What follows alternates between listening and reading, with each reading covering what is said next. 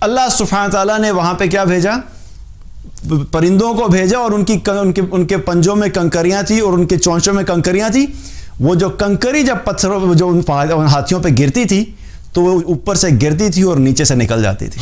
جمال الوجود بذكر الإله وتصفو الحياة بنور هدى جمال الوجود بذكر. اسی طریقے سے جب ابرہہ نے جب ارادہ کیا کہ وہ جا کے خانہ کعبہ کو توڑے گا تو کیا ہوا؟ خانہ کعبہ کو توڑنے کے لیے وہ کیا اپنے ساتھ بڑے بڑے کیا لے کے گیا تھا؟ ہاتھی لے کے گیا تھا کہ میں اتنے سارے ہاتھی لے کے جا رہا ہوں اور جا کے میں خانہ کعبہ کو کیا کروں گا؟ میں تباہ کر دوں گا. تو اللہ سبحانہ تعالیٰ نے اس کو ختم کرنے کے لیے کیا بھیجا؟ اللہ تعالیٰ نے کیا بھیجا؟ دیکھیں ہاتھی کیا ہے؟ بڑی چیز ہے نا. انسان کی سوچ کی جو چھوٹا پن ہے آپ کو نظر آتا ہے اس سے. انسان یہ سوچتا ہے کہ میرے پاس طاقتور جو ذرائع ہوں گے نا، میرے پاس جتنی طاقتور چیزیں ہوں گی اس کے ذریعے سے میں سب کو تباہ کر دوں گا اور سب کے اوپر میں حکمرانی کر لوں گا. تو وہ سب سے جو طاقتور مخلوق اس وقت موجود تھی جو وہ کہتے ہاتھی، ہاتھیوں کو لے کے گیا. اور جب ہاتھیوں کو لے کے گیا تباہ کرنے کے لیے تو اللہ تعالیٰ نے کیا؟ ہونا کیا چاہیے تھا کہ ہاتھیوں کے مقابلے میں کوئی اور بڑی چیز اللہ تعالیٰ بھیجتا. ہمارے ذہن کے اعتبار سے نا ہمیں یوں لگتا ہے کہ اب ہاتھی ہے تو ہاتھی کا مقابلہ کرنے کے لیے اس سے بڑا ہاتھی ہونا چاہیے نا کوئی، ورنہ تو مزہ نہیں آئے گا، بیلنس نہیں ہوگا. اللہ سبحانہ تعالیٰ نے کیا بتایا کہ نہیں تم اپنی سوچ کے حساب سے سمجھتے ہو کہ بڑا طاقتور ہے، اس کی طاقت کے مقابلے میں تمہیں دکھاتا ہوں کہ میرے پاس کیا طاقت ہے. تو اللہ تعالیٰ نے کیا فرمایا؟ کیا کیا اس کے ساتھ؟ الم تر کیف فعل ربک باصحاب الفیل الم یجعل کیدہم فی تضلیل وارسل علیہم طیرا ابابیل.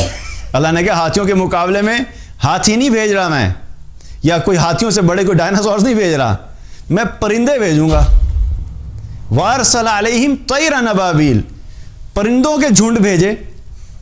پرندے، اب پرندہ ہاتھی کے مقابلے میں، مطلب آپ ابھی اپنی عقل کے حساب سے بھی سوچیں کہ کوئی کہ یار یہ ہاتھی آ رہے ہیں ان کے مقابلے میں پرندے بھیجتا ہوں میں، تو ہم کیا کہیں گے؟ پرندے نے کیا کرنا ہے ہاتھی کے مقابلے میں؟ اور پرندے میں بھی اللہ نے ان پرندوں کو ان پہ نہیں چھوڑا.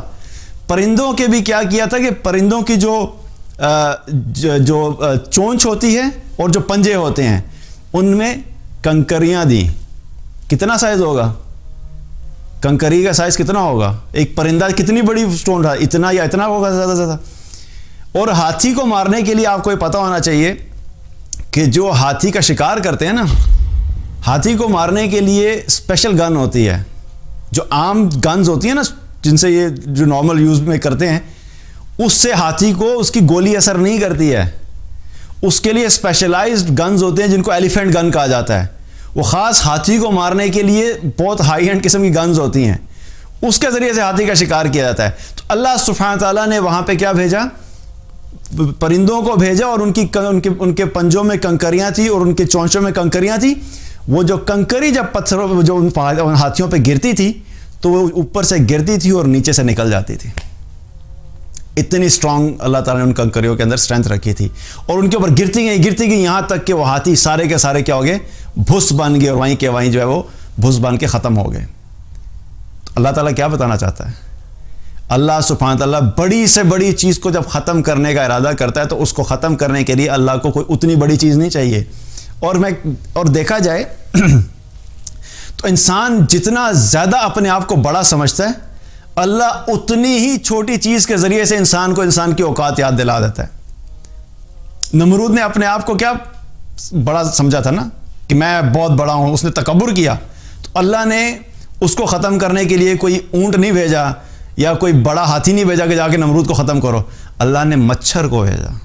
مچھر جو کئی دفعہ آپ کو اڑتے ہوئے نظر بھی نہیں آتا، اس مچھر کے ذریعے سے اللہ تعالیٰ نے نمرود کو ختم کر کے دکھایا کہ تمہاری اوقات یہ ہے کہ تمہارے رب کے سامنے تمہاری کوئی حیثیت نہیں ہے. جب تم اللہ کی نافرمانی کرتے ہو، تم متکبر ہو جاتے ہو، تم تکبر کرتے ہو اور اپنے آپ کو بہت بڑی چیز سمجھتے ہو، تو اللہ تمہیں دکھاتا ہے کہ تمہاری اصل میں اوقات کیا ہے.